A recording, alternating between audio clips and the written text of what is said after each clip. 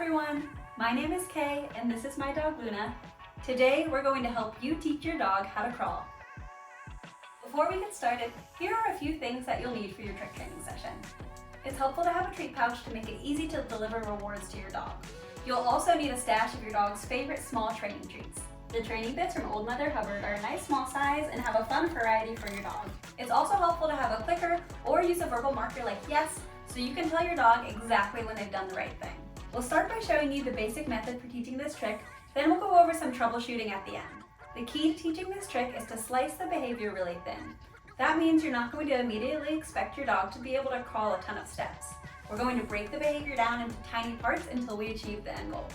The first step is to cue your dog to lay down and then reward them for a couple of times for staying in that position without standing up.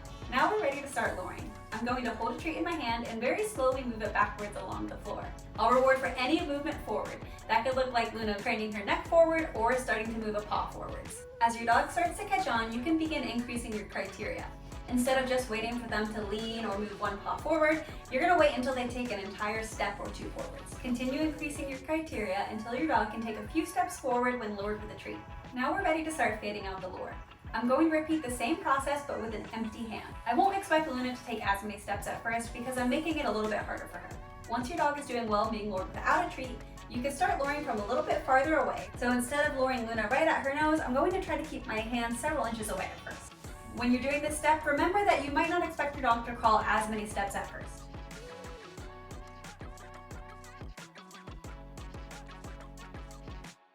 Now I'm going to try cueing the trick with just a hand signal and no luring motion.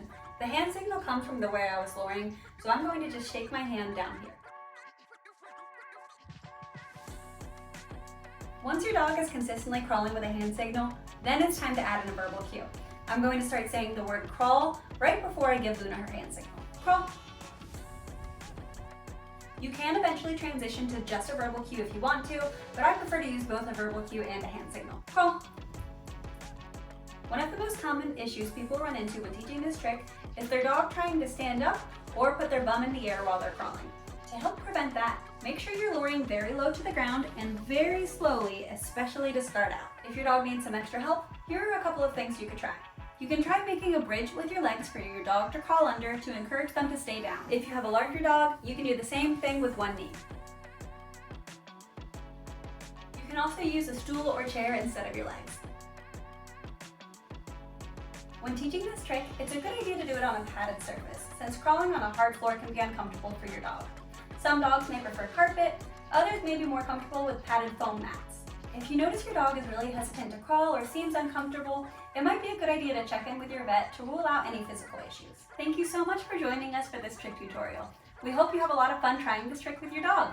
For more trick tutorials, make sure you subscribe to Wellness Pet Food's YouTube channel.